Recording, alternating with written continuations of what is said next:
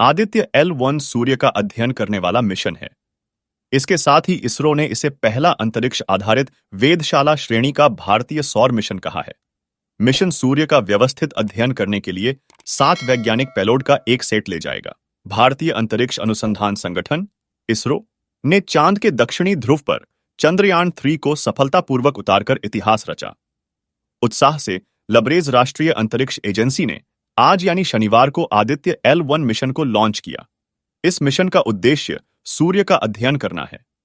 चंद्रयान-3 की ऐतिहासिक सफलता के बाद अब दुनिया की नजर आदित्य L1 मिशन पर होगी।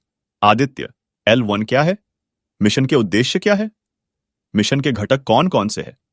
इसे कब और कहां से लॉन्च किया गया? सूर्य का अध्ययन क्यों जरूरी है? आइए समझते हैं। लाइक करना मत भूलना। पहले जानते हैं आदित्य L1 क्या है। आदित्य L1 सूर्य का अध्ययन करने वाला मिशन है। इसके साथ ही इसरो ने इसे पहला अंतरिक्ष आधारित वेधशाला श्रेणी का भारतीय सौर मिशन कहा है। अंतरिक्ष यान को सूर्य पृथ्वी प्रणाली के लैग्रेंजियन बिंदु 1 L1 के चारों ओर एक प्रभामंडल कक्षा में स्थापित करने की योजना है, जो पृथ्वी से लगभग 15 लाख किलोमीटर दूर है। दरअसल लैग्रेंजियन बिंदु वे है जहां दो वस्तुओं के बीच कार्य करने वाले सभी गुरुत्वाकर्षण बल एक दूसरे को निष्प्रभावी कर देते हैं। इस वजह से L1 बिंदु का उपयोग अंतरिक्ष यान के उड़ने के लिए किया जा सकता है। मिशन के उद्देश्य क्या है? भारत का महत्वाकांक्षी सौर मिशन आदित्य L1 सौर कोरोना की बनावट और इसके तपने की प्रक्रिया, इसके तापमान, सौर विस्फोट और सौर तूफान के कारण और उत्पत्ति, कोरोना और कोरोनल लूप प्लाज्मा की बनावट, वेग और घनत्व, कोरोना के चुंबकीय क्षेत्र की माप, कोरोनल मास इजेक्शन की उत्पत्ति, विकास और गति, सौर हवाएं और अंतरिक्ष के मौसम को प्रभावित करने वाले कारकों का अध्ययन करेगा। सब्सक्राइब करना मत भूलना। मिशन के घटक कौन कौन से हैं?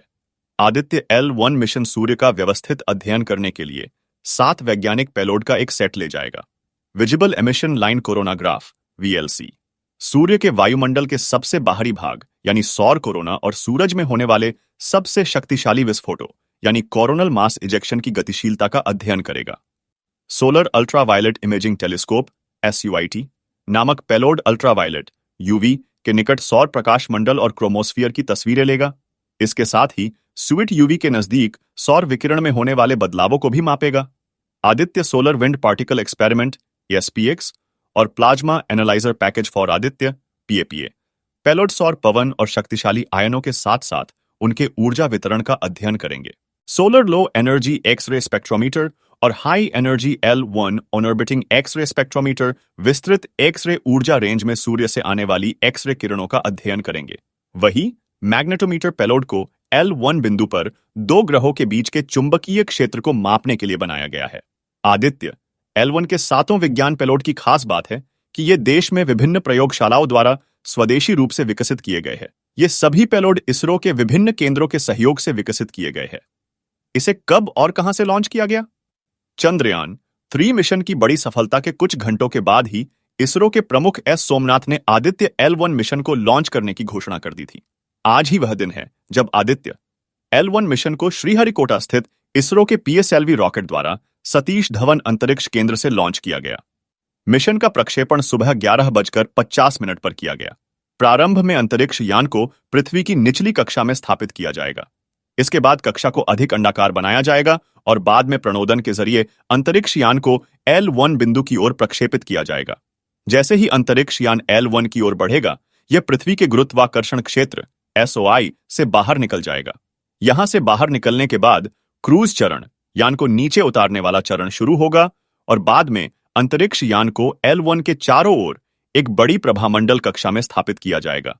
एजेंसी की माने तो लॉन्च से L1 तक के पूरे सफर में आदित्य L1 को लगभग 4 महीने लगेंगे। सूर्य का अध्ययन जरूरी क्यों? सूर्य निकटतम तारा है और इसीलिए अन्य तारों की तुलना में इसका अधिक विस्तार से अध्ययन किया जा सकता है। इसरो के मुताबिक सूर्य का अध्ययन करके हम अपनी आकाशगंगा के तारों के साथ साथ कई अन्य आकाशगंगाओं के तारों के बारे में भी बहुत कुछ जान सकते हैं। सूर्य एक अत्यंत गतिशील तारा है जो हम जो देखते हैं उससे कहीं अधिक फैला हुआ है। इसमें कई विस्फोटकारी घटनाएं होती है। इसके साथ ही सौर मंडल में भारी मात्रा में ऊर्जा भी छोड़ता है। यदि ऐसी विस्फोटक सौर घटना पृथ्वी की ओर भेजी जाती है तो यह पृथ्वी के नजदीकी अंतरिक्ष वातावरण में कई प्रकार की समस्याएं पैदा कर सकती है। कई अंतरिक्ष यान और संचार प्रणालियां ऐसी समस्याओं का शिकार बन चुकी है। लिहाजा पहले से ही सुधारात्मक उपाय करने के लिए ऐसी घटनाओं की प्रारंभिक चेतावनी अहम है। इनके अलावा यदि कोई अंतरिक्ष यात्री सीधे ऐसी विस्फोटक घटनाओं के संपर्क में आता है तो वह जोखिम में पड़ सकता है। सूर्य पर कई तापीय और चुंबकीय घटनाएं घटती है जो प्रचंड प्रकृति की होती है। इस प्रकार सूर्य उन घटनाओं को समझने के लिए एक अच्छी प्राकृतिक प्रयोगशाला भी प्रदान करता है जिनका सीधे प्रयोगशाला में अध्ययन नहीं किया जा सकता है। तो कैसी लगी आपको वीडियो? ऐसे ही वीडियोस के लिए हमें फॉलो कीजिए। Thank you so much.